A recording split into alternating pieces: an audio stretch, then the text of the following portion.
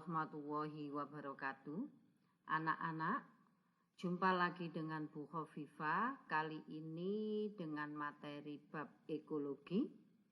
Yang kita pelajari adalah KD-nya menganalisis komponen-komponen ekosistem dan interaksi antar komponen tersebut. Sedang KD 4-nya menyajikan hasil karya yang menunjukkan interaksi antar komponen ekosistem, meliputi jaring-jaring makanan, siklus biokimia. Sebelum kita mulai, Bu Khofifah pengen tanya, apa yang kalian ketahui tentang penerapan biologi dalam kehidupan masa kini? Jadi ini kaitannya dengan ekosistem yang kita pelajari. Ya, pendahuluannya, apa sih ekosistem itu?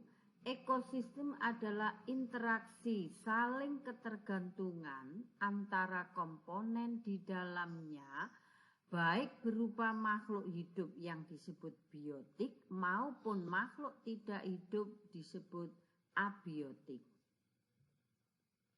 Nah, apa itu ekologi? Ekologi itu ilmu yang mempelajari hubungan saling ketergantungan tersebut. Jadi, yang mempelajari ekosistem itu disebut ekologi. Timbal baliknya bagaimana? Nah, saling ketergantungan itu ada dua komponen di dalam ekosistem itu. Komponen yang pertama adalah abiotik, dia adalah komponen tidak hidup seperti air, tanah, udara, sinar matahari, dan lain-lain. Sedangkan komponen biotik adalah komponen makhluk hidup, meliputi mikroorganisme, tumbuhan, hewan, dan manusia. Nah, mikroorganisme ini kebanyakan disebut sebagai decomposer.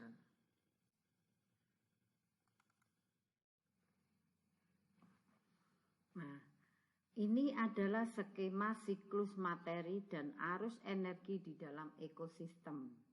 Nah, kita mulai dari matahari. Cahaya matahari akan digunakan oleh tumbuhan yang disebut sebagai produsen untuk fotosintesis. Hasil dari fotosintesis ini berupa cadangan makanan, zat makanan. Zat makanan itu digunakan untuk tumbuhan itu sendiri sebagai energi untuk pertumbuhannya dan dimakan oleh makhluk lain, sehingga terjadi siklus materi. Produsen akan dimakan oleh konsumen satu, konsumen satu akan dimakan oleh konsumen dua, konsumen dua akan dimakan oleh konsumen tiga. Karena di contoh ini sudah tidak ada lagi yang memakannya, konsumen tiga, maka disebut konsumen puncak. Terjadi juga siklus energi, ya.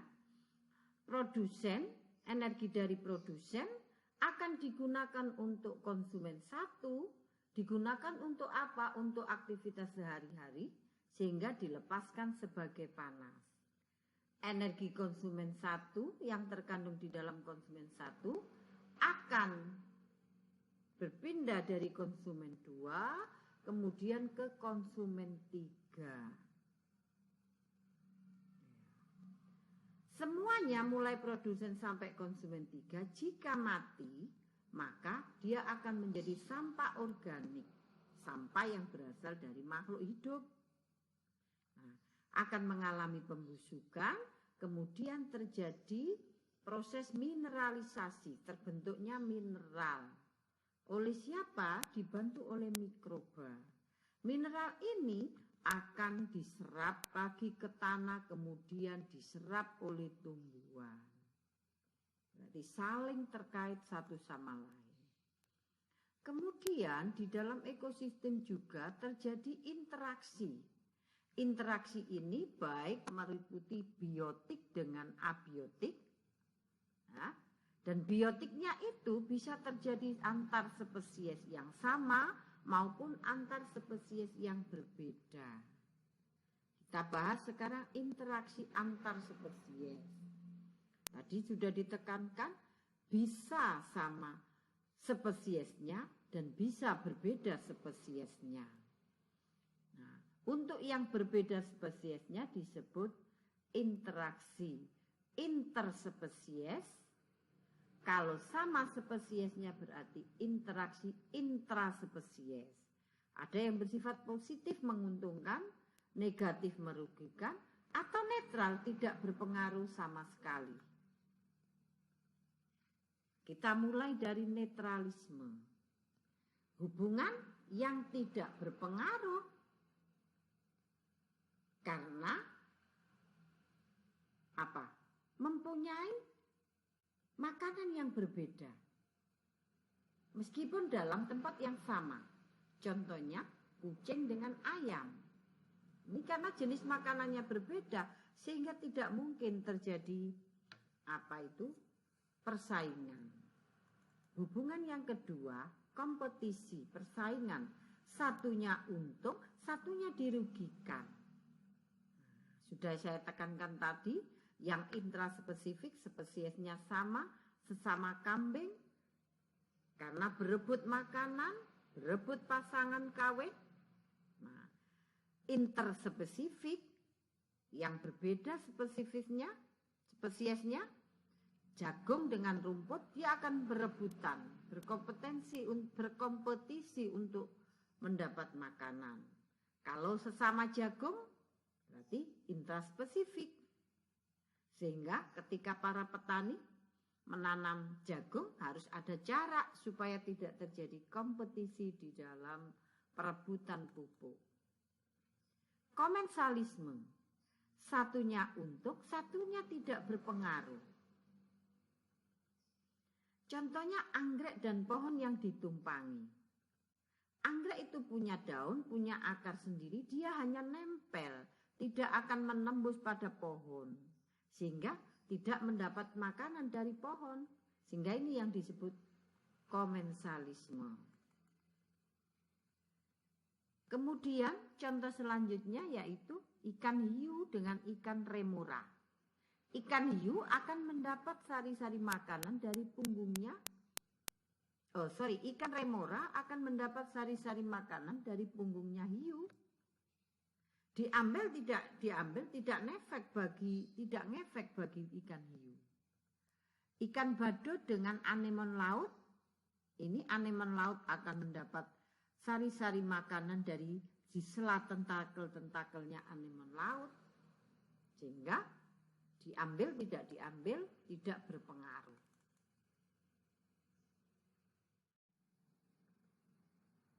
Nah, sekarang hubungan selanjutnya yaitu amensalisme. Apa itu amensalisme? Makhluk hidup ini satunya dirugikan dan satunya tidak berpengaruh apa-apa. Tidak dirugikan. Nah, contohnya apa? Pada peristiwa alelopati.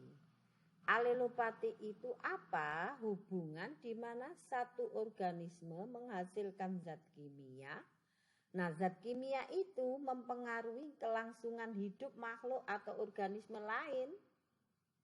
Zat yang dihasilkan disebut alelokimia. Contohnya apa? Pohon walnut atau juklen ini jarang ditumbuhi tumbuhan lain karena tumbuhan ini menghasilkan yang bersifat toksin. Nah, kalau pada organisme, mikroorganisme, alelopati ini disebut sebagai anabiosa. Contohnya adalah jamur penicillium yang menghasilkan antibiotik. Nah, antibiotik itu menghambat pertumbuhan bakteri tertentu. Sehingga itu disebut alelopati. Syaratnya harus ada senyawa kimia yang dihasilkan yang mampu menghambat pertumbuhan dari bakteri atau organisme lain. Interaksi yang selanjutnya adalah parasitisme. Hubungan di mana satunya untung, satunya dirugikan. Contohnya Plasmodium dengan manusia yang mengakibatkan penyakit malaria, Taenia saginata dengan sapi yang bisa menginfeksi tubuh manusia juga. Nah, benalu dengan pohon inang ini juga parasitisme, ya. Karena benalu itu kalau sudah tumbuh besar, maka pohon inang yang ditempeli dia akan terhambat pertumbuhannya. Contoh lagi, ini tali putri. Tali putri itu tidak punya klorofil, sehingga kalau nempel di tumbuhan lain, maka dia akan sampai menerobos pada silimnya tumbuhan, sehingga tumbuhan ini juga lama-kelamaan akan mati. Ini tumbuhan dengan inang, ulat dengan daun, nyamuk dengan manusia, cacing perut dengan usus manusia. Semuanya yang ditempeli atau tempat hidupnya yang ditempati ini rugi, tapi menguntungkan bagi dirinya itu, seperti tali putri yang untung, benalu yang untung, ulat, nyamuk, cacing yang untung. Selanjutnya predasi. Predasi itu adalah hubungan antara predator dengan mangsanya. Contohnya apa? Kucing dengan tikus, ular dengan katak, harimau dengan kijang atau hewan herbivora lainnya. Jadi predator sama mangsanya, itu namanya predasi. Sekarang hubungan protokooperasi. Apa itu protokooperasi? Yaitu interaksi antar dua spesies atau lebih yang masing-masing pihak memperoleh keuntungan. Tetapi asosiasi atau hubungan itu tidak merupakan suatu keharusan. Contohnya kerbau dengan burung jalak. Burung jalak akan makan kutu yang ada di kerbau sehingga kerbau tidak merasa gatal. Jalaknya akan mendapat makanan dari kutu tersebut, tapi ketika jarak ini mengambil makanan dari selain kerbau, tidak berpengaruh pada kerbau, tidak berpengaruh pada jalak hubungan ini, sehingga hubungan ini bukan merupakan suatu keharusan. Itu yang namanya protokooperasi. Nah, seringkali ini disebut simbiosis mutualisme, seperti simbiosis mutualisme. Ya, sama-sama untung. Nah, ada dua jenis mutualisme di sini, fakultatif dan obligat. Fakultatif berarti spesies yang dapat hidup tanpa organisme partner, meskipun ini terjadi hubungan yang saling menguntungkan, tapi tidak wajib, tidak suatu keharusan. Sehingga ini bisa dikatakan tadi protokooperasi ya. Tapi kalau mutualisme obligat, hubungan ini harus suatu keharusan. Contohnya lichenes, kan lumut kerak. Apa lumut kerak itu? Terbentuk karena simbiosis mutualisme antara jamur dengan alga. Jamurnya dari kelas Ascomycota dan Basidiomycota. Nah, alganya dari kelas Cyanobacter atau Cyanophyta, alga hijau biru, dan Chlorophyta yaitu alga hijau. Ini suatu keharusan, kalau tidak terjadi hubungan, maka tidak terbentuk lichen. Bunga dengan lebah ya, akan membantu peristiwa penyerbukan ini. Kemudian apa? Kacang tanah dan bakteri. Nah, ini salah ya. Ini bukan suatu keharusan.